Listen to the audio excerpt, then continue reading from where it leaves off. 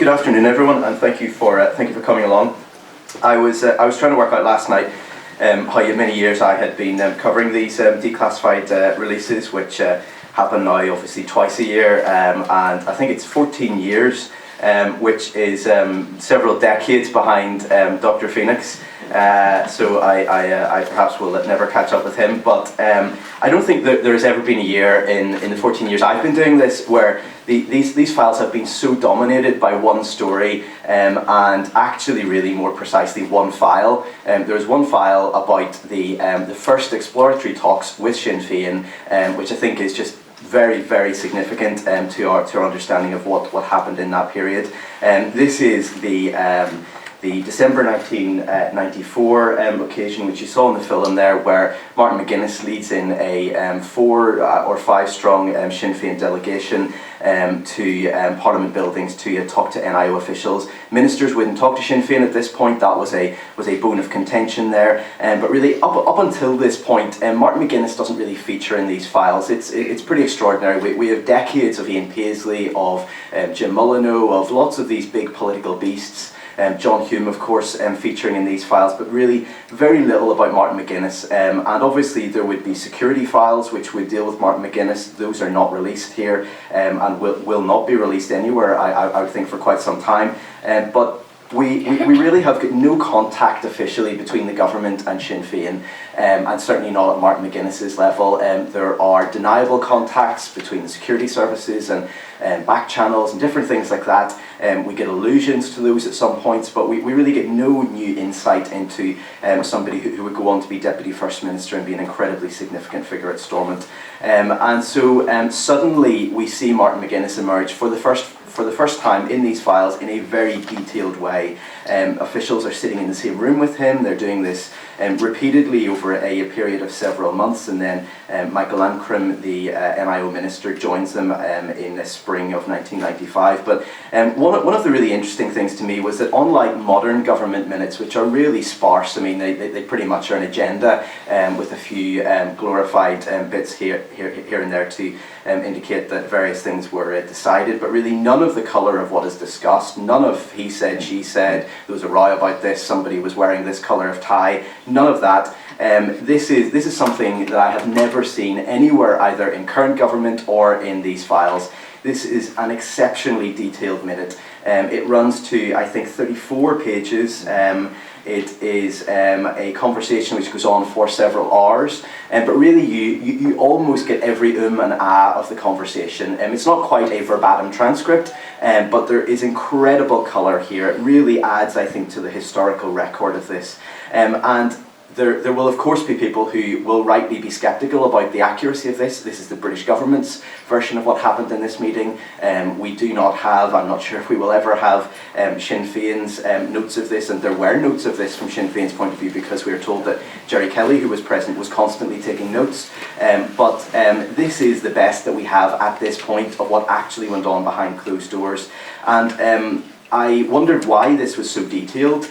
We know that now there is this concern within government about things like freedom of information, which was not a concern at this point, and in general what we see historically in these documents is that minutes were more detailed than they are now, but still nothing like this. This really is incomparable to anything that I have seen before. And I think that probably there are two issues here potentially that might have been in the minds of civil servants. First of all, they were probably concerned at what Sinn Féin would do with their version of what had gone on in these behind closed doors talks.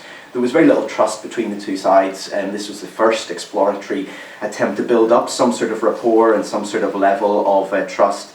And so therefore, if this was to break down, if the IRA was to break its ceasefire, as ultimately happened obviously, they didn't know what Sinn Féin would do with this. They might see political capital in this. They might say, well, you'll never believe what the government said behind closed doors when they were telling you this publicly, and that would be a difficulty. So it was probably important for them to have their own very detailed and authoritative record of what they said happened here. And I think also that there is perhaps an element here of these officials having an eye to the historical significance of this meeting. There are various glimpses in this and in subsequent meetings of them being aware of the history. Some of these people are from Northern Ireland, some of them are Whitehall officials who were at the Northern Ireland office, but in both cases they were cognizant of really the very historic nature of what was happening here, and that historic word is overused in Irish politics, but I think it's fair to say that this was something which, even at that point, and particularly from this vantage point, is something which is significant in a historic context.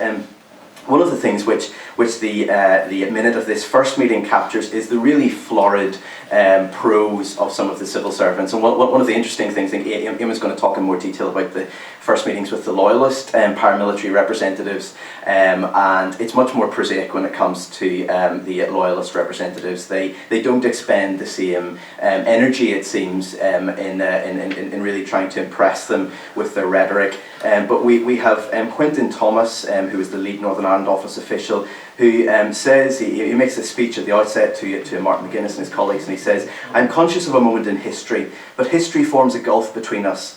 It is both what divides us and what we have in common. The past hangs like a chain around Ireland's neck, and around Britain's too. The enterprise we begin is to find an accommodation, a reconciliation where these old links become benign and agreed. We must find a way to bury with dignity the sacrifices, mistakes and horrors of the past. Because so much history does lie between us, there is also scope for recrimination, but I hope we can avoid that in this dialogue because it serves little purpose. We shall seek to avoid the politics of recrimination. We may not manage to do so altogether." And then he concluded by saying, history grasps greedily at our backs the mortal hunger of the martyred past, but let us begin to work towards the future. We then have Martin McGuinness beginning to talk, and he's much more matter-of-fact, he's much more forthright. He begins by saying that the government's behaviour has been both reprehensible and incomprehensible. He says that he hoped that this meeting would mark the end of discrimination to which we as a party and our electorate have been subjected. And then there's a very interesting observation here by the officials, and it's clear from this document that right from this very first meeting, the civil servants were very impressed by Martin McGuinness, not in terms of his politics, but in terms of his ability. He was somebody who they realised was the key figure across the table from them, but yet, even though that was the case, they say that at the outset, Martin McGuinness, during Mr. Thomas's reading, which was delivered in some contrast to Mr. McGuinness's style, in a measured tone and pace, with much deliberate eye contact across the table. And then he goes on to say that Mr. Kelly, that's Jerry Kelly, looked lean and mean and very attentive. He was writing one or two short lines in his notebook, but Mr. McGuinness appeared to take no notes and looked slightly nervous. So you really get this sense of almost what could be recreated as a piece of drama, as a piece of theatre from what went on here. And the yes, so also we see something which I find very interesting, because when people do their piece to the camera, when they speak to journalists before they go into talks with the government, you always wonder what actually goes on when they go inside. So they tell us what they're going to say, and then afterwards they come out and say something. We saw Arlene Foster come out of Downing Street last night and say it was a very good meeting. Well, was it a very good meeting? We don't really know, because we weren't there, and we're trying to piece it together and talk to various sources and trying to get the true picture of what happened. But what we get from this is what obviously was actually going on. And one of the things that strikes me is that a lot of what was being said overwhelmingly in these meetings was what was being said outside the room. So there's no sense that the British government, from what is recorded here anyway, were going massively beyond what they were saying publicly, and likewise with Sinn Féin. So Martin McGuinness tells the civil servants that the IRA was, quote, nothing to do with Sinn Féin. Now, that's preposterous. He knows that's preposterous. He knows they know that's preposterous, but yet they go through this charade behind closed doors with nobody there, knowing it won't come out for decades. Why? I mean, you know, it's a very intriguing element of this. He says that they had the NIO civil servants had a brass neck to adopt a moralistic tone, given that Her Majesty's government's actions over the centuries had created the current situation. But then, having really set out this pretty difficult prospect of Sinn Féin being completely divorced from the IRA, he ran into a bit of logical difficulty around this, because NIO official Stephen Leach reminded Mr. McGuinness that the public perception of Sinn Féin's close link to the IRA was, quote, reinforced by certain facts, such as the IRA having sent a statement to Sinn Féin's Letterkenny conference during the summer. The statement had been published in the Irish Times and had been signed by P. O'Neill. So Martin McGuinness is a bit flummoxed by this. It says that he appeared to have been taken off guard, but he then says, well, you shouldn't believe everything you read in the Irish Times. But it's a fairly limp riposte. And then later there's a similar situation where Quentin Thomas appears to catch him off guard over this, and he asks him, so if for the sake of argument it is accurate that Sinn Féin and the IRA are completely separate, what then should the government do to ensure that the IRA's views could be represented at inclusive talks? So effectively, if you're not here to talk about the IRA, who should we be talking to? Yes. And Martin McGuinness again seems to be a bit caught off guard here. He says he hadn't thought about this, but he was sure that Her Majesty's government had and would find a way. So that I suppose adds to the sense of what was actually going on in these talks. Now, more significant and something which was not being said publicly at this point was the whole issue of IRA arms being decommissioned. It was something that was known to be discussed in the talks, but what we did not know was that the government from these very early meetings with both the Loyalists and with the IRA were floating and dangling almost like a carrot before them this idea that if arms are decommissioned, we'll not forensically test them. Now, there is a certain logic to that. Why on earth would a paramilitary organisation hand over weapons if they're going to end up being put behind bars for any sort of forensic traces which are left in those weapons, any sort of ballistic tests, anything of that nature.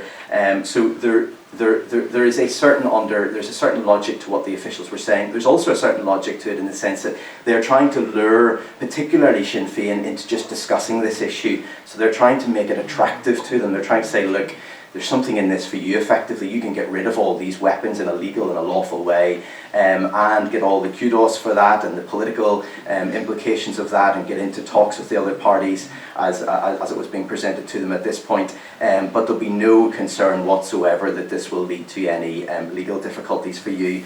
But the really interesting thing is that if we fast forward to last year, with the Chief Constable at that point, Sir George Hamilton, saying that that decision, which was then put into law by Sir John Major a couple of years later, means that it is now very, very difficult for him, for the police, to bring to justice anybody who was killed by paramilitaries during the Troubles. So he says that this is now one of the key reasons why it's very difficult for us to secure justice for the people who died.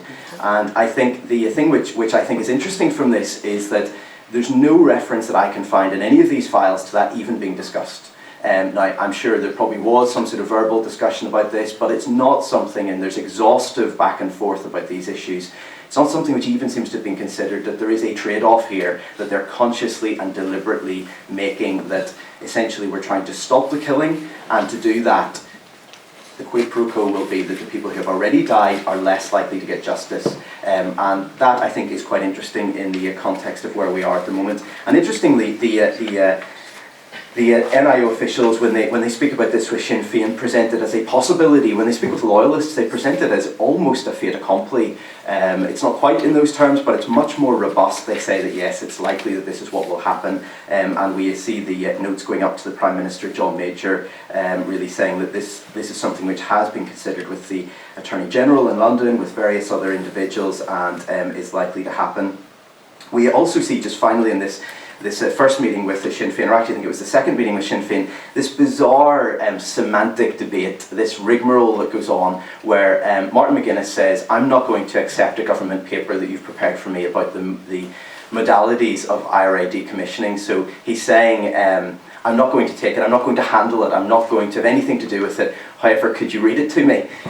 So with this ludicrous situation where the officials read word for word what's in the paper, Martin McGuinness then responds to this. So he might as well have just, taken it and looked through it. They're taking notes of what's in it, so I don't know whether they got it verbatim or not, but he is then able to go out and say, I refuse to take this paper. So you see this sort of very, very political understanding from Martin McGuinness about the significance of his actions and what he handles and what he doesn't handle. One of the other stories which I found very interesting because it's got a resonance today was a file which talks about elections and about the potential for fraud, particularly with postal votes. So we know about the history of personation in Northern Ireland of people putting on wigs and going around various polling stations and pretending to be other people and stealing their votes. And this is something which overwhelmingly was associated with Sinn Féin, and was something which the IRA were seen to have a very large part in organising with a degree of military precision. Not exclusively, but they were seen to be the people who had really perfected this in places such as West Belfast. But the really interesting thing about this file is that it's not about personation. It says that has, insofar as we can deal with that, we think we've done quite a bit to deal with that. We need to deal with medical cards, which are a separate issue, but we've managed to put a cap on that to a certain extent. But there's this other huge issue that people aren't aware of, and that is postal voting. And what they say is that in that situation, it's not Sinn Féin that are the prime culprits there, it's other parties. And it's not entirely clear who those other parties are, but clearly we assume that they're some of those who were successful at getting elected, because there wouldn't be much good being good at stealing thousands of votes by post if you weren't actually going to get in. If we fast forward to where we are today, we have had significant concerns expressed by the SDLP, by unionists, by other people, about the foil election, where there was a very narrow margin between the SDLP and Sinn Féin, and the big concern there was postal votes. And essentially what this file says, the Chief Electoral Officer told the government at this point, is that there's massive fraud, and really it's almost unavoidable where you have postal votes. So the electoral authorities are overrun in the run-up to an election. They can't check everybody's reasons for not being able to go and vote in person. And so therefore, if you're going to allow this to happen, this is the evil which comes with it. This is the necessary evil which will accompany it, and that to me is very interesting in the context of where we are today. Just two more things. One of the interesting files which sometimes we get, which lags from way further back in history. This is from the 1970s, and I'm not actually sure why this file wasn't released, but it tends to be because it's either got lost in a government department, somebody's forgotten about it, it's turned up somewhere or whatever, and it's suddenly been released with files which are much younger. But this is a file which was prepared for the Secretary of State after 7 years of the Troubles. So early 1970s or mid 1970s, the Secretary of State is asking to have this very detailed briefing put together. So this is, I think, after Sunningdale has collapsed, and we're really headed into this long period of direct rule, and the Northern Ireland office is going to be responsible for Northern Ireland for a very long time to come. And it's really interesting because what it does is it really amplifies how the Troubles touched almost every element of Northern Ireland society. So we know about the deaths, we know about the economic impact, we know about the big things that were known at the time, and particularly to someone of my generation who did not live through this and who has read about this and watched it in films and whatnot. I find this very interesting because it talks about the environment, talks about school discipline, talks about societal impacts, mental health, and lots of things which now are being discussed, but actually it's saying that because the focus was on stopping the killing, it was on security, it was on the high politics of this, a lot of this I think probably was not fully grasped at the time. So for instance, things like animal diseases were increasing in prevalence. TB in cattle was being increased because the RUC had taken some of their officers away from enforcing the regulations around that, helping with inspections, helping with stopping smuggling across the border. That was then leading to particular pockets in places like South Armagh of very high disease in cattle. There is a massive fall in tourism, obviously, a massive economic impact in terms of jobs, obviously, but also things like the cost of electricity had risen due to the cost of guarding electricity installations, and then the reduced demand for electricity due to the economic consequences of the Troubles, where you've got less industry. There is they talk about farmers being murdered on their farms in some border areas. That meant that they were so intimidated that they have either left their homes, or those who have remained on their farms live and work in fear. The gradual coming together of the two main groups in the rural community, which had been evident in social and organisational activity prior to 1968, has taken a bad knock. Then they talk about fishing. They say that work in enforcing the fishing regulations in Loch Ness with eels had really fallen by the wayside because people were being intimidated. There was this general sense of lawlessness. There was overfishing then of the eel population. That was something which was concerning the Department for the Environment. There was overfishing on the Foyle estuary, that was concerning them. There was also a situation with forest fires being maliciously set off, forestry equipment being attacked, and really just across the whole swathe of public policy and society, there was this sense of a breakdown and an impact which went way beyond the immediate impact of the violence. And then just finally, one of the most interesting files this year to me, in some ways is inconsequential in comparison to some of those things, but I think it's just really interesting in just bringing to life some of the issues which were to the fore in Northern Ireland society in years gone past in particular. And this was to do with Runkerry House, a very grand country home. If any of you have been to Port Ballantrae, you will know that it sits out in a headland. You see it from the beach. It's a very prominent building. It's a very beautiful building. It was built in Victorian times by the then Member of Parliament for North Antrim. And this had been donated to the government of Northern Ireland in the 1950s. And that was known, but what was not known, it seems, as far as I can establish until this file has been declassified, is why it was given to the government. And it's clear from this file that it was given to the government because the owner of the property was concerned that it might fall into the hands of the Catholic Church. And that was what motivated him to hand over this, family jewel, if you like, which then did not pass on to his descendants. And it's fascinating for all sorts of reasons, but the person who gifted it to the government was Sir Malcolm M. Macnaghten. He was incidentally the judge in the Bourne judgment, which was very significant in clarifying the abortion law, slightly liberalising the abortion law in Northern Ireland many decades ago. He was a High Court judge in London, a very significant figure in the London establishment there. But he had this home which he kept in Northern Ireland. It was his family home, and he would have come back here. So it seems to have been given to his sister. She had then died, and in his old age, he says, this home has been passed on to me. And in this file, there is the letter which he sent to Sir William Scott, who is the head of the Northern Ireland Civil Service. This is from 1950, and it really sets out in his own handwriting why he had done this. So he says, it is indeed a large house, occupying an incomparable site with a view of Donegal in the distance, with 20 bedrooms, as well as spacious attics for the staff of domestic servants and rooms in the basement for the male servants, as well as ample stabling and gardens. He said that it had been most solidly constructed on a most solid foundation with stone from Dungiven in County Derry.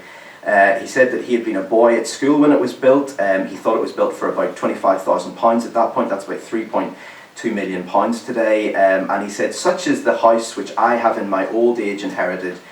He said that for more than 40 years he had a modest dwelling house at Port Ballantrae, and it's there that I have spent my holidays during all those years. Neither I nor my wife, we were married in 1899, he says, in the parentheses, have any mind to leave it. We have therefore no use for Runkerry.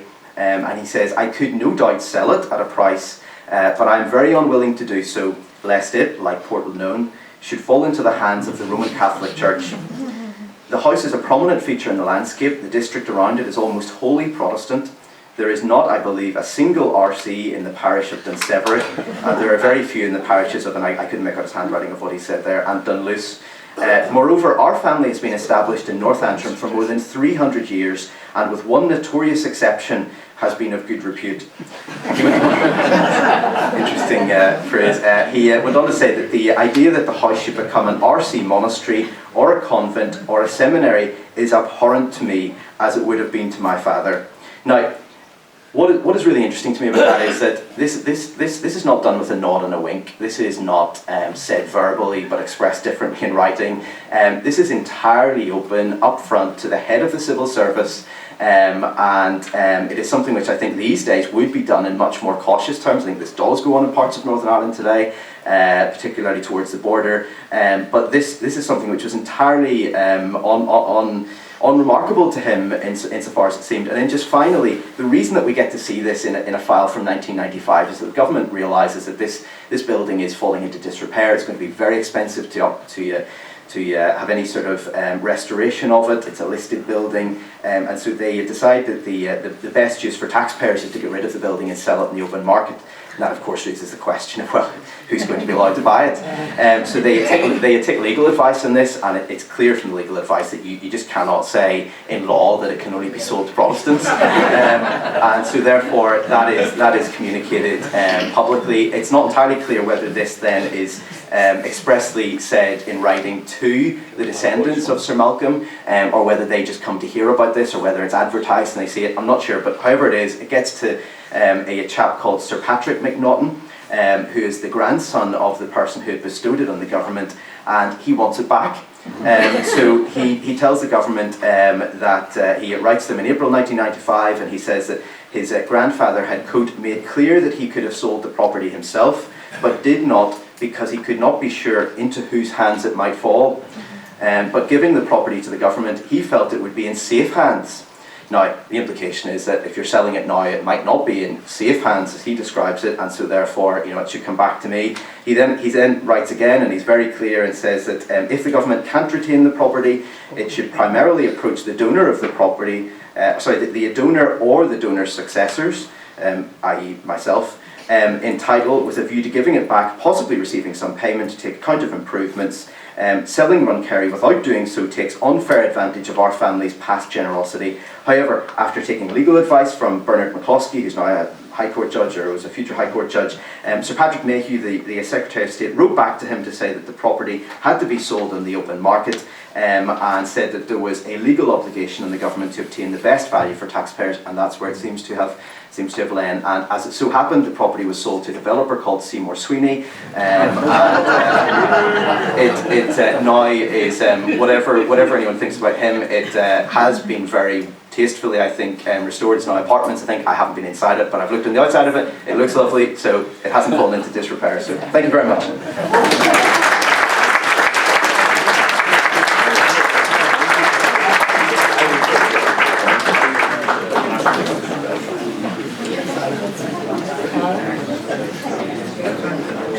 Hand over to Dr. Éamon Phoenix to do his presentation and review of some of the recently released state papers.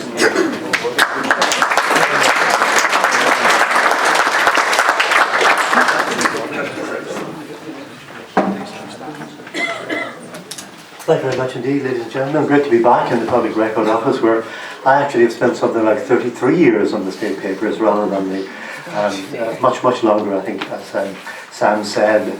In fact, I was there in the days when files were released and then clawed back mysteriously, and some of those have been used in the BBC series Secret History of Northern Ireland, which some of you will have seen last night, the beginning of it anyway. I'm reminded when I hear Sam talking about the McNaughton estate that two members of that family, the Honourable Helena McNaughton, was a founder member of Sinn Féin with Arthur Griffith, and she's responsible for all the Celtic art at the big house. And one called Edward McNaughton, who stood as a nationalist in Derry City in 1922, was an agent of Michael Collins. So they're a very diverse family. Looking back at the year 1995 in Northern Ireland, it's interesting that this year's files straddle the late 1994, early 1995 period, because of course the first meetings between Sinn Féin on the one hand and the Loyalists on the other and the British government occur really in December 1994, and that's where Sam and I really began, and he's given you a very good insight into this, the talks with Sinn Féin. But just reviewing the year 1995, obviously, Patrick Mayhew, in an unusual and very, very personal letter to Sir Ninian Stephen, the former governor of Queensland in Australia and chairman in various talks here in the early 90s, described the ceasefires as transformative and was very optimistic at Christmas 1994 that the ceasefires might crystallise into a permanent peace, believing that Sinn Féin had invested heavily in relationships with the Irish government and especially with the White House, of course, and we're back to Clinton's critical transformative involvement in that whole period. So we had those ceasefires marking the year, and then of course we had, John Major of course was unable to respond to the ceasefires as he might have liked because he was dependent increasingly in 1995 on Ulster Unionist support in face of his Eurosceptic wing at that time. Also, the Irish government went through an upheaval just before Christmas 1994, and the Albert Reynolds-led government was replaced by a Fine Gael Labour coalition under John Bruton, who was less keen to entertain John Hume and Gerry Adams at kind of three-handed talks in government buildings in Dublin, so that's a factor there as well. Then the frameworks document emerged, giving the Irish government on paper at least a very large say, almost echoing the role the Irish government had acquired under the the Anglo-Irish Agreement of 1995. And then, of course, by May, Martin McGuinness had met NIO ministers for the first time, something which had been a key demand as the year went on. You may remember the marching season of 1995 was rather confrontational in Belfast, Portadown and elsewhere. Gerry Adams made a famous speech that August at an anti-internment rally in the City Hall, in which he said of the IRA, they haven't gone away, you may remember that there. And in September, the veteran unionist leader, James Molyneux, resigned to be replaced by the seemingly hardline David Trimble. And really the year ends with President Clinton's famous visit to Belfast and Derry, Londonderry, in which he urged the community, quote, not to allow the ship of peace to sink. Few knew it, but the breakdown of the ceasefires was only 2 months away at Canary Wharf at that time. What can we say about that Sam hasn't said about the talks? I think one of the interesting things about the interaction between the British government and Sinn Féin was the kind of shades of history all the time. These Oxbridge-trained, mainly English-born civil servants, often with a sense of history, if not a degree in history, are very much aware of historical parallels, and they keep harking back to 1920, 1922. In fact, the ghost of Lloyd George looms heavily over some of the sessions and the legacy of the 1921 treaty negotiations. At the second meeting between the two sides on December 19, 1994, so they're talking just before Christmas, a couple of months into the ceasefires, Quintin Thomas, the head of the NIO, pressed Sinn Féin to clarify their position on a bomb which had been found in Enniskillen. They stood behind, Sinn Féin stood behind the IRA denial, and there the exchanges ended on that. But Martin McGuinness accused the British government of erecting, quote, a series of hoops through which Sinn Féin were expected to jump. Thomas rejected this. He said the past was the past. What mattered was their attitude to the legitimacy of the armed struggle in the future. Kind of, I suppose, a premonition of David Trimble's remarks at the opening of the Assembly in 1998, that because you had a past didn't mean you didn't have a future. But McGuinness accused Quintin Thomas of having a brass neck in suggesting that IRA arms were the problem. What about Bloody Sunday? And this was very much a theme for meeting after meeting, as McGuinness saw no connection between Sinn Féin and the IRA, and saw Sinn Féin as having no role in bringing about decommissioning. In fact, in the early stages, Sinn Féin rejected a British paper on how decommissioning might be achieved, whereas the Loyalists instantaneously accepted it. In a note after that session of the 19th of December, Jonathan Stevens of the NIO noted again Mr McGuinness dominated for Sinn Féin. Mr Jerry Kelly said nothing. Sinn Féin clearly had their instructions on arms and held to their position. Again, in January 1995, 16th of January, McGuinness continued to press for a ministerial presence at the dialogue. This was exploratory dialogue. The paramilitary parties were told that ministers wouldn't appear until substantial progress had been made on arms. He said that the British had been trying to defeat the IRA for 25 years and had failed. It seemed it was now trying to get Sinn Féin to do the job for them. And the British government had to take the political initiative, McGuinness said, if they were to end the 800-year-old conflict. The Sinn Féin deputy leader, and this is where history comes in, referred to the 1921 Anglo-Irish treaty negotiations and Lloyd George's threat of, as McGuinness put it, great and terrible war. It was actually immediate and terrible war if the British did not get their way. For his part, the head of the NIO, Mr Thomas, said there was no value in revisiting the treaty negotiations, and he did not see himself as an apologist for David Lloyd George. The situation and attitude of the British government in the mid-1990s was very different to that of 1921.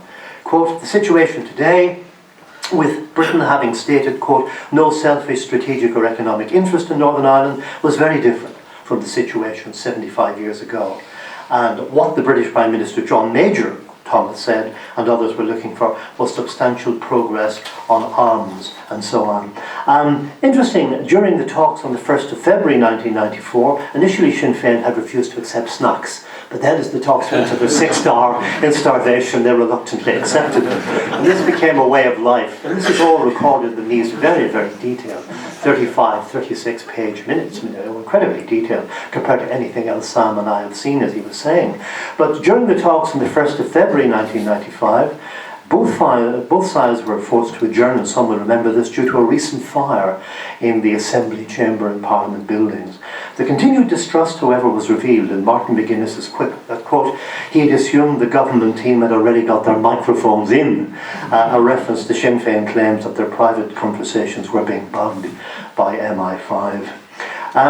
The Loyalist talks were kind of less dramatic in many ways. There was no great historical exordiums by senior NIO officials alluding to history of the 750 years of a fraught Anglo-Irish relationship. It was kind of straight in, where are your guns? You know, that kind of thing. No time wasted there. The Loyalists, of course, were keen to stand on ceremony and have separate meetings with the NIO, something civil servants were trying to avoid. These two micro-parties, the PUP representing essentially the UVF, the UDP representing the broad but very vociferous UDA. And it was a waste, you'll feel reading these minutes, of the government's time to set aside separate days for separate talks with these groups. And they tried to urge them to come together. They met for the first couple of sessions, but insisted on coming in separately.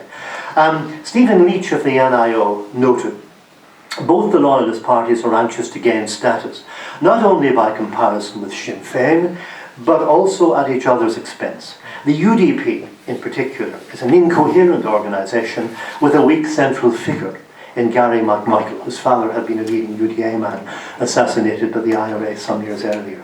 The UDP have little room to negotiate, he wrote, due to preconditions laid down by the UDA leadership. And at that first meeting, after relaxed introductions, this is the 15th of December 1994, there was a series of robust, seen by the NIO as very much staged, antagonistic exchanges on arms, prisoners, and the denial of public funds to Loyalist projects. Loyalists saying that an early movement in arms was unrealistic, but the government should release prisoners as a gesture to, quote, cement the process. And McMichael kept talking about the Loyalists having a latent mandate rather than a mandate in these talks. For the PUP, David Irvine, who was now seen on our television scenes for the first time, emerged as the leading Loyalist spokesman. He said the government was a bit player when it came to arms. It was really a crux between Loyalists and Republicans and could not be resolved until real trust was built. And he said, and other Loyalist spokesmen from the UDA side reiterated this, that Loyalists wished to retain their arms as long as there was a possibility of a Republican offensive. And every sort of perceived breach of the ceasefires, a Republican device in Enniskillen, the murder of a Catholic student on the Donegal Road, was raised by the NIO, where they asked for verbal affirmation that the paramilitaries weren't involved. They always got this, of course, but they were obviously distrustful, particularly of the Loyalists, if you read these documents. In his report after that session with the joint Loyalist delegation, Jonathan Stevens of the NIO concluded that Billy Hutchinson and David Irvine had led for the PUP, though Irvine was the most impressive performer. Gary McMichael led for the UDP, quote, with the strings rather obviously operated by Mr. Joe English of the UDA. So that was how it was seen. These talks eventually became separate talks for the UDA-linked party and the UVF-linked party and so on. But things were moving very rapidly at this stage on the kind of Dublin front, because Albert Reynolds had committed himself to host a meeting of John Hume and Gerry Adams in Dublin within days of the IRA ceasefire. And of course that meeting occurred at government buildings on the 6th of December 1994. And you have the three-handed handshake between Hume, Adams and, of course, Gerry Adams. But this very much irked the Northern Ireland office, as these files confirm. In a memo on political developments dated October 6, 1994, Chris McCabe of the Political Affairs Department informed ministers and officials at Stormont, quote, Albert Reynolds gratefully and unquestioningly accepted the IRA ceasefire as permanent. His subsequent meeting with Gerry Adams and John Hume was widely believed to reflect indecent haste, although clearly designed to tie Adams into the process. A process from which McCabe believed he personally would not be able to escape, no matter what the Republican movement did. And he added, Irish irritation at the British government's refusal to acknowledge the permanency of the IRA ceasefire also demonstrated itself by early Irish calls for a relaxation of security policy and the release of IRA prisoners, something which the Irish government were now doing in the south. Medium-term IRA prisoners were being released, the Gardaí were being removed from the border and deployed to work in Dublin, particularly in the combating of the drugs trade, as is revealed at Anglo-Irish conferences by Nora Owen, the Justice Minister at this time. And as regards the Unionist community, Chris McCabe, who's very much his finger is on that pulse in the negotiations of 1994-95, he said that the ceasefires had been accepted within Unionism with, quote, relief mingled with scepticism. This was their characteristic response. And there was immediate concern, he said, in October that a secret deal had been struck to bring Sinn Féin into the process. But a speech by John Major in Belfast in September, in which he denied secret diplomacy, had done much to allay Unionist fears at that time. I mentioned Mayhew's letter to Ninny and Stephen, which was dated kind of December 29, 1994. And he wrote quite a personal letter, almost buried in the files. I had to dig deep to find it. Peace has broken out, Mayhew wrote, I hope permanently. And for the first time in 25 years, we are harbouring more than a lingering hope that the violence is over for good. And then he used a phrase which everybody has used since, the atmosphere has been transformed. However, Mayhew told the Australian diplomat, all the paramilitary structures, including arms, remain in place, and we are now in a tricky phase until we establish whether the Republican movement and loyalists are definitely committed to democratic politics. He goes on to pay tribute to the joint declaration, the efforts of Mayhew and Reynolds back in December 1993 in creating a document which was flexible enough to bring loyalists, Republicans and others on board and keep the UUP on board as well. But he points out the IRA was responsible for the tragic killing of a postal worker in Newry in recent months despite the ceasefire. And he said the British government's main preoccupation, Mayhew told Sir Ninian, was, quote, to satisfy ourselves that by their words and deeds Sinn Féin, quote, IRA, have given up violence for good. In his view, the jury was still out and everything remains to be pled for in the new year of 1995. And he acknowledged some rumblings about the peacefire within republicanism, but he added, he said that he felt that the Republicans' overtures to Dublin and the US government and the SDLP offered hopes of a permanent peace. Quote, the Republican leadership, having intentionally built bridges with the Irish and American governments and the SDLP, there is some grounds for optimism that the peace can be made to last if we can circumvent the obstacle of weaponry, which is interesting. It's interesting also to read the minutes of a security assessment held on the 10th of January 1995. We're now kind of 4 or 5 months into the IRA ceasefire, 3 months into the Loyalist ceasefire. At this meeting with the Deputy Chief Constable of the RUC, Blair Wallace, a man with an unusual name in these circumstances for the British Army, Colonel Snag, and NIO officials led by a man called J. Steele. I'm not sure it's John James or Jonathan, I'm not sure. But anyway, DCC Wallace reported that both ceasefires were holding, but the IRA were continuing to gather intelligence, target and train, and there were punishment meetings going on, some savage, he said, as well. He said that Blair Wallace for the RUC reported that it was clear that the Provisional IRA would not accept the handing over of weapons to anyone, north and south, even to an honest broker. And then at this point, part of the discussion has been redacted for security reasons. So we have part of it blanked out, so we're not sure what was said in camera about the question of arms and the IRA ceasefire. But the chairman reported on the exploratory talks between Loyalists and Republicans. He made it clear the Republican side weren't happy, and there was talk of a walkout by Sinn Féin at the next meeting. For the government, he said, it was clear that arms and prisoners were the central issue.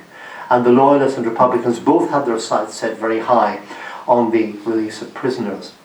However, this led to a discussion on how the government could respond. A lot of pressure coming from the Irish government through the still meeting Anglo-Irish Conference and indeed the Merryfield Secretariat for movement, the return of regiments to their British home bases, and indeed the partial disarming of the IUC. These ideas were being floated in the background. And Wallace was quite flexible in this. He said that Major had met Minister the previous day to discuss possible responses. And he said that for policing, the object remained that of an unarmed police force, as the Hunt Report of 1970 had recommended and briefly achieved before the violence started toward the end of 1970. In the right circumstances, Blair Wallace said, it might be possible to withdraw weapons completely from the police at daylight hours. And so they're talking about this, but Wallace stresses that in terms of morale, the security forces, police and military, would need official reassurances once they began to de-escalate security. There was also discussion inaugurated by Nick Perry of the Department from the NIO, more latterly Department of Justice, who reported that the Attorney General in Britain had recommended legislation for a weapons amnesty. So this was, as Sam hinted, removing guns completely. There would be no forensic tests in weapons to see who had shot whom and so on. And this was being mooted. It's also mooted by Major, the Prime Minister, at the end of 1994, and then he rose back. So you can see how kind of volatile and unpredictable this whole process was at that time.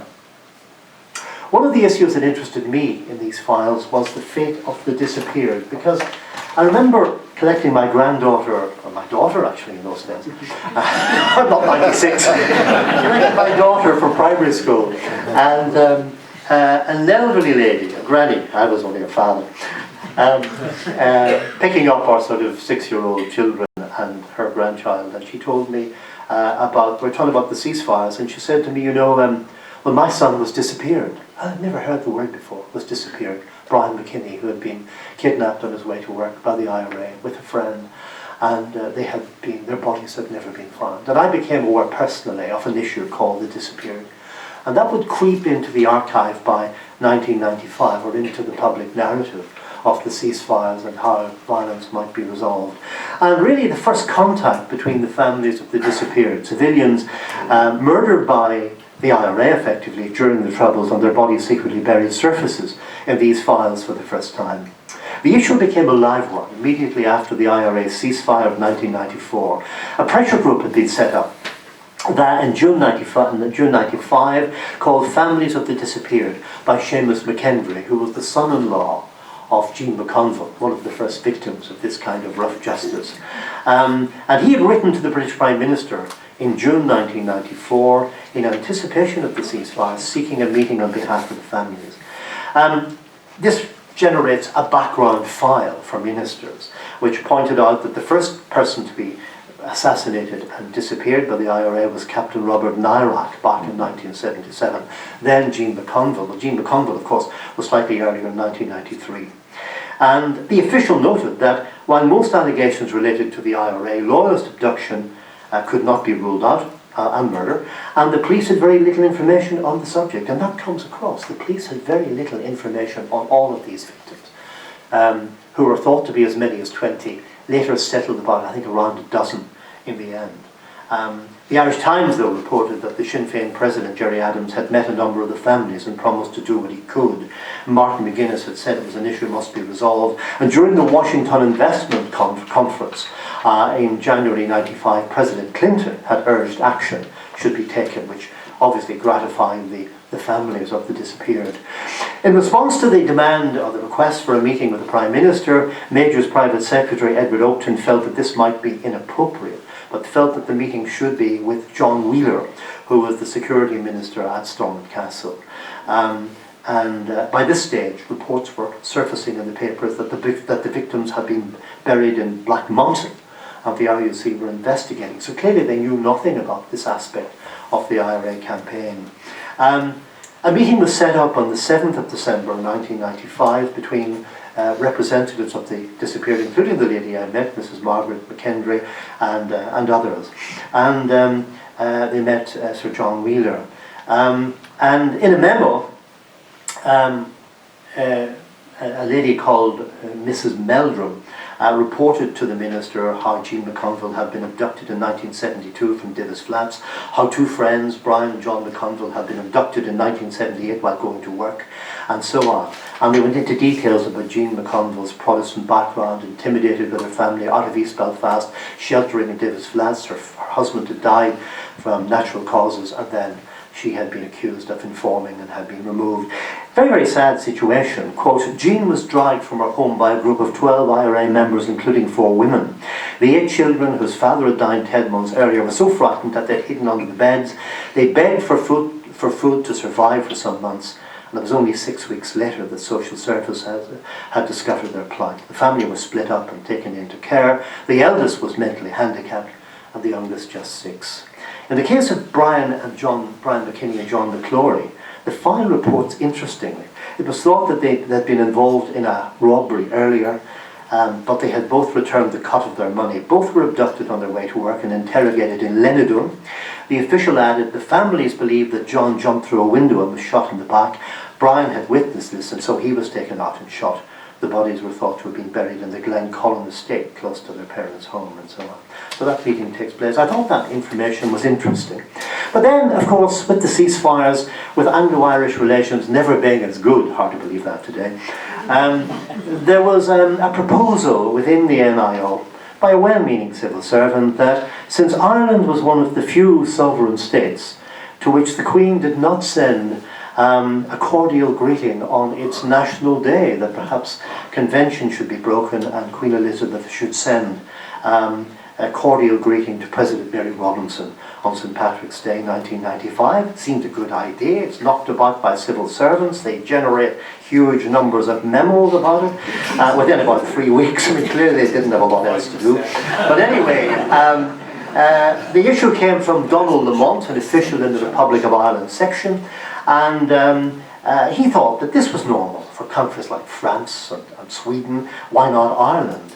And so he wrote, as you know, I intend to recommend that Her Majesty this year diverts from practice whereby she sent no message to the President of the Irish Republic on the Republic's National Day. And he felt this was unique among states of the European Union. But it lay, he believed, more with Irish reservations than with reservations on the part of the British. If the Irish would accept it, it would be a gain for the British government in these febrile times. Well, the message agreed for global use by the Queen ran, you might be interested, on the occasion of your National Day, I have much pleasure in sending you and the people of square brackets, name of country, my congratulations, Elizabeth R. So it's very, very formal. In Lamont's view, though, this raised problems. Like, he started the ball rolling, a great idea. The first was, how would they deal with the name of President Robinson's country? After all, Articles 2 and 3 still applied. He asked whether the term Republic of Ireland would be regarded as point scoring, or alternatively, whether the term the people of Ireland would be seen in Northern Ireland as a bit ambiguous. It might be better, the official said, to adopt some new formulation such as you and your people. It sounds like a trip to darkest Africa in the mid-19th century. Secondly, in the light of the ceasefires, Mr. Lamont wondered if some efforts to improve the climate of relations between Britain and Ireland should be appropriate. Perhaps he suggested a sentence saying, I believe that our two countries have laid the foundations of a new beginning in Northern Ireland and the island of Ireland, and I send you my good wishes for the future. The official felt that this would be clear and invulnerable to public criticism and so on. So, the suggestion was strongly supported by the Permanent Under-Secretary of the NIO, Sir John Chilcott. He was delighted with this, absolutely. But he felt, however, the country should be properly described as the Republic of Ireland. He felt the people of Ireland was too broad and leant heavily towards the idea of a united Ireland. He felt any reference to the government working together and improving would be too controversial. Anyway, that should have been the end of the matter. But the proposal drew a fairly characteristic, sharp, hostile response from Mr. Chris McCabe of the NIO's political division, who asked, why now? McCabe accepted that a message from the Queen to President Robinson would be a gain for the British, but added, "I doubt if many unionists would see it that way. At the present time, when even moderate unionists are showing sensitivity, such a message would be open to misinterpretation and do more harm than good." So it's still swirling around when Sir Patrick Mayhew, who's normally represented by his personal secretary, weighs in himself and says, "Look, we'll just leave it. It will be less store-making to maintain the practice of silence." So, very interesting there. Other files, I could say a lot. The SDLP emerges, of course, this is on the eve of the changing of the guard of the SDLP. John Hume, having brought the party into the ceasefires and the Hume Adams dialogue and the meeting in Dublin with the Taoiseach, Seamus Mallon had been critical of the early stages of that, as had been other members. But of course the NIO launched political apparatchiks from every political party, had done for years. And there's a memo from June 1992 by Peter May, I think he's now a permanent secretary at Health, who reported a conversation with Tom Kelly, election agent to Dr. Joe Hendren, in his successful campaign in West Belfast against Gerry Adams in '92. Kelly, the official noted, was a young, articulate Uri man who had masterminded a series of successful election campaigns for the SDLP, including Seamus Mallon's victory in Uri and Armagh during the Anglo-Irish by-elections of 1986. Remember when the Unionists resigned and triggered by-elections in most seats. Kelly was a member of the executive of the SDLP and was thought to be on the right of the party. He used to work for Seamus Mallon, and he commented to the official that, quote, "Mallon himself never offered any positive views nor contributed to party policy. He was critical of the deputy SDLP leader and his attitude generally, which he characterised as maintaining maximum independence from the Newry and Armagh area, so he could act without constraints." But Kelly admitted that both Hume and Mallon were not party men. Unlike Eddie McGrady, who had been a member of the pre-existing National Democratic Party, they hadn't. They had been independents before they joined the SDLP in 1970. And that's an interesting comment on the whole thing. Of course, the ceasefires meant the withdrawal of protection for Irish officials working at Maryfield. They had normally had close protection from the Royal Ulster Constabulary. And they were told very, very brutally one morning on February the 20th, 1995, by a superintendent of police that their security detail was being withdrawn forthwith. And this caused great anger, particularly from one Irish official, Declan O'Donovan, who at the meeting with NIO staff and the superintendent at the time, Superintendent Irvine as it was, stated that there were clearly political implications in withdrawing the close protection service to the Irish staff. Dublin would have something to say about this, and so on. He was reassured that he was still of static protection at Maryfield, but he emphasised at a further meeting how angry he was at the RUC decision and the peremptory nature of it. He was convinced it was a political decision and not based on security grounds. He tried to contact the Taoiseach John Bruton, who was currently in the US, and eventually, of course, the Deputy Chief Constable Blair Wallace is brought into the picture, and he says that the superintendent in question had been rather too zealous and said it would be withdrawn immediately, but it was based on an intelligence assessment, and in the end it said that Mr. O'Donovan seemed more relaxed when he got these assurances. And I suppose a final kind of story I might mention would be that the US Consular and Border checkpoints. One aspect of the ceasefires was, of course, that it threw the massive security-driven border checkpoints from Newry to Derry in high relief. And I mean, an obvious response to the ceasefires on the IRA side would be to reduce that level of hardware and security. Pressure was coming from Dick Spring and Nora Owen and the Irish government, but pressure was coming from unlikely sources and had been for some time, like the Northern Ireland Tourist Board, like Lord Brookborough in County Fermanagh. So we have this reference from the early 90s to the, quote, unsightly and frightening appearance of many cross-border checkpoints and the inordinate delays caused by British Army units. The issue was raised by the authorities, by the chairman of the Tourist Board, Sir Hugh O'Neill, who was a former Unionist Minister for Agriculture in the 60s. And he expressed concern at the intimidating appearance of the surface entry points into the north from the Republic, noting that most visitors from the south entered the north, well, both visitors, full stop, entered the north from the Republic. He asked if more could be done at border checkpoints so as to give a more friendly welcome and experience to the visitor. He talked about getting, believe this or not, European funding to assist in landscaping the checkpoints. There followed a meeting at Stormont on June the 27th, 1990, involving Richard Needham, a border aristocrat himself, the Earl of Kilmurray, officials and a Colonel Strudley. They didn't send Colonel Slang to this one, from British Army headquarters. And the minister raised several points, including physical measures on the border, which he wasn't happy with. He also talked about the sometimes fearsome mode of dress of patrolling soldiers on the streets of Belfast. This is pre-ceasefire. Anyway, it was agreed that there would be a refurbishment programme, then costing £50,000 per checkpoint to make them look better to the tourists. The issue was raised by Needham by the Fermanagh Unionist peer, Lord Brookborough, in November 1990, and this prompted a visit by NIO officials to review the situation on the Fermanagh border. They spent several days there in nice hotels in 1991, and the report to Needham, Richard Needham, W.K. Lindsay of the NIO's Political Affairs Department found unanimity among both Protestants and Catholics on the Fermanagh border that the Boa Island PVC, which I know well, was sited in the wrong place and serving no useful function.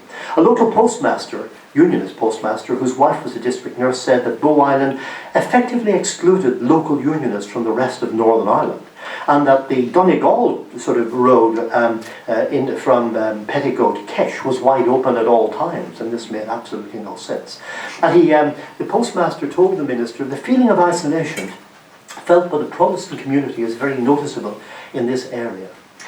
2 years later, in April 1993, a year and a half before the ceasefires, the Consul General in Northern Ireland, Douglas B. Archer, was impelled to complain to the head of the Northern Ireland Civil Service, David Fell, about an unacceptable delay he experienced at the Clohog checkpoint on the Newry-Dundalk Road. It's at that lovely kind of old church you see there, 1930s church you see at the side of the road there at Clog. The diplomat had been attending the opening of the Slieve Gullion Courtyard project in South Armagh, which had been sponsored by the International Fund for Ireland as a tourist enhancement project when the incident occurred. He told the Stormont official that he'd been held up at a PVC at Clohog for 30 minutes for no good reason. Such actions, such delays, the American consul stressed, were unlikely to assist tourism. Quote, a person less charitable to the security forces than I am would ascribe the delay to harassment of the population. Anyway, the diplomat concluded, I wonder how often one would return, even to such a beautiful place as Slieve Gullion, if a visit meant wasting so much time to have a license plate read. Now the interesting thing is that the response from Sir David Fell was, you should write in protest to the Ministry of Defence. So basically what he got. And I suppose finally we could say that all-Ireland tourism was in the air from 1994 onwards. It's very clear from the files that the Northern Ireland Tourist Board was very keen to meet Bord Fáilte to discuss joint marketing of this place, indeed of the island of Ireland. But their efforts at cooperation were sharply criticised by the DUP's deputy leader, Peter Robinson. As early as January 1995, Perry MacDonald of the Department of Economic Development at Stormont was in touch, had met his opposite number in Dublin to discuss North-South tourism cooperation and a more strategic approach and how they would jointly access funding for, guess who, the EU. In a follow-up letter, John Dully of the Dublin Department arranged a further meeting in Belfast on a strategic approach to tourism in Ireland. And he added, I believe both departments, North and South, are convinced that tourism can make a greater contribution to the economy, particularly in terms of increased revenue and added employment. And so it went on. But these developments did not appeal to Peter Robinson. In a statement on August 31st, 1995, exactly a year after the IRA ceasefire, the East Belfast MP condemned the Northern Ireland Tourist Board for its involvement in all-Ireland tourism. Belfast and Northern Ireland, Robinson complained, did not feature to any significant extent in a recent joint paper. He added there were important political implications, and the benefits of all-Ireland involvement would be extremely marginal to the north. Also, he accused the NITB of, quote, pandering to the government's plans for an all-Ireland approach. And he instanced in particular a new logo of a shamrock with a red leaf in the centre. Now, of course, a shamrock with a red hand had been used from the 1950s, but he clearly didn't go back that far. In a restrained reply, that's how they described it, the Northern Ireland Tourist Board stated, it had been working with its southern counterpart for many years. Since the ceasefires, this cooperation had increased and included marketing for the whole of Ireland as one destination. We could say much more, how in fact Peter Bell of the NIO was detailed to meet John F. Kennedy's sister, Jean Kennedy Smith, the new ambassador to Ireland in 1993, to put her right on various things, but he was very impressed. He wrote at the end, I did my best not to come across as a stuffy Brit. And this is a man who took various visitors to Long's Fish and Chip Shop in Athol Street for dinner during this time. And he added, I quite warmed to Mrs. Kennedy Smith, who laughed, I hope sincerely, at my jokes, and has a pleasant twinkle in her eye. She seems someone who can do business with. I hope our paths cross again. And I envy our ambassador, David Ladderwick, in Dublin, his new colleague, for having met Jean Kennedy Smith, who's now 90, and handed her a dessert in the sailing club in Cushendall. I have to agree with him. So we have amazing insights into these files. We can only give you a flavour. Can I just take the time at this rostrum to say something else? This may interest some people in the audience. It's an event in Carrickfergus Museum on Monday evening at 7 o'clock. There is a two-handed symposium on Sean Lester, from Carrickfergus to the League of Nations. Sean Lester, born John Ernest Lester, in Carrickfergus, a student of Methodist College. He was a Protestant nationalist, friend of Ernest Blythe, journalist in North Down, who ended up an Irish diplomat at the League of Nations, who faced down the Nazis in Danzig, where a statue to him stands, and who ended up last Secretary General of the League of Nations. And his granddaughter was until very recently Susan Denham, Chief Justice of the Republic. If you're interested, that is in Carrickfergus Museum, just beside the Town Hall, within sight of the castle, on Monday evening at 7 o'clock. Thank you very much.